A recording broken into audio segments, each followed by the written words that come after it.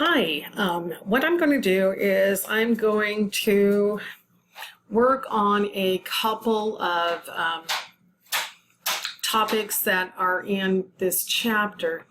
What I'm going to do is I'm going to do one topic and then I'm going to shut down the video, upload it, do another video, so on and so forth, and I'll label them, but I'm only going to use one spreadsheet. So this topic is going to be depreciation, depletion, and amortization. What happens with fixed assets, and how do we deal with them? First thing I'm going to do is I'm going to set up this Excel spreadsheet so you guys can kind of see how this all works. I'm going to put the cost of the fixed asset. I'm going to put the salvage value. Please remember that I'm old school and we called it salvage value. You guys call it residual depreciation base. I've always called it depreciation base. There used to not be a name for it. And now the books finally came up with a name. It's different than mine, but they're still the same thing. Okay, so I'm going to put useful life in years. I'm just going to put years in parentheses. And then I'm going to put my, my annual depreciation and my monthly depreciation. This is so important to compute all of this. I know it's not for your homework, but in real life, you're going to be doing your depreciation every month. It's not something where you might do it this, month or you wait to the end of the year. No, you never wait to the end of the year. You get your depreciation done every month. Okay, so I'm going to buy, and I'm just going to make up numbers, and I'm going to use these numbers throughout my exercises. So I'm going to say I bought a truck for $75,000. So let's make sure I'm going to go ahead and click on that just so I have everything nice and pretty. And at the, let's see, what's going to be my useful life? So I'm going to say, let's say 7 years. Okay, at the end of my 7 years, I think I can get about $10,000 for it. Now, you can also do it this way.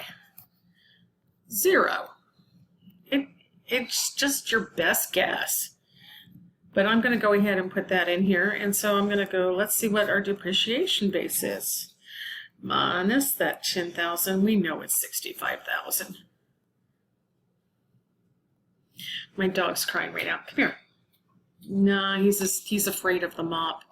Okay, now what's my annual depreciation? Well, this is easy. I take my depreciation base, this is straight line, and divide it by 7. And you can see it's a really funny number because that's just the way I set up the problem. I'm going to take my annual, divide it by 12. Boom, there we go. Whoop, there it is. Whoop, there it is. Okay, my straight line percentage, because I'm using 7 years, I'm going to go 100% divided by, whoops, I forgot to put an equal sign in front of that, or a plus sign. Either way, I'm old school. We used plus signs back in the old days when we were still getting to school on a donkey. Anyhow, so there we go. There's my percentage. And I'm going to pull that out to, I'll just leave it at 2 decimal places. There's probably a whole lot more. Double declining balance percentage. So important to calculate this because I'm going to do a double declining balance, and I need this information in order to set myself up nice and sweet. So there's my information for my depreciation. Now I'm going to make the assumption that I put this, put into use. I am assuming, you should never assume, put into use January 1st. Now, here's the deal. If you put your fixed asset into service somewhere in the middle of the year, you need to take that into consideration in reference to how you calculate your depreciation. It's not going to be a full year, it's going to be a partial year. And so you take that year, there's 12 months, divide, it's exactly what I did right here, divide it by 12, and you come up with your actual depreciation. Okay, and so normally what would happen after here is I probably would go year 1, and I'm just going to drag this down because I'm not in the mood to do it all by myself. Okay, let's throw something else up here. Okay, so this is going to be my cost. This is going to be my depreciation expense. This is going to be my, I can't remember the name, accumulated depreciation. And this is going to be my ending book value. Okay. I'm just making very simple. You can make these and you can put as much information as you want. You can do whatever you want. It's not a big deal. So I know I've got 75,000. So I'm just going to put the 75,000 in there, and I'm going to drag it on down. We're going to drag it on down. Yeah. Okay, year 1. We know our depreciation, our annual depreciation is 928,571. So what I'm going to do is I'm just going to go up here and I'm going to reference that sale.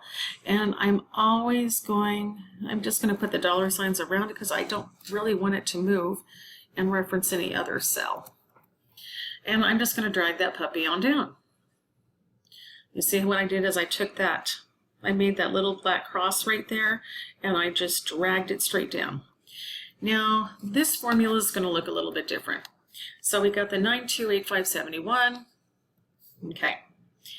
Now for accumulated depreciation, we need to go to the previous years and then add it to the current year.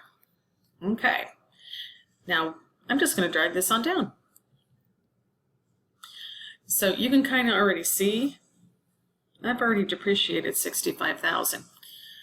This formula is going to look like this. 75,000 minus my accumulated depreciation gives me my ending book value. And I'm going to drag it down. And it's beautiful. It's wonderful. I love it. It's straight line depreciation. And so I'll go ahead and put down here, straight line depreciation. What I'm also going to do up here is I'm going to give you the journal. And so I'm just going to, it's going to be a very simple journal. It's just going to have my debits and credits on it, just so that you can see what the journal will look like. Okay, my debit. It is going to be depreciation expense, and usually you separate these based on the type of equipment it is, but we don't have to. We can make the assumption we just have a little bit of that fixed assets. Accumulated depreciation always follows because they're hand in hand. They love each other so much. And so my depreciation is going to be, and yeah, I'm going up here and I'm referencing cells because I find it easier to do it that way. So this is my straight line depreciation. So I'm going to go ahead. I've got it all nice and pretty. I'm going to stop this video and I'm going to go work on units of production, and we'll keep going.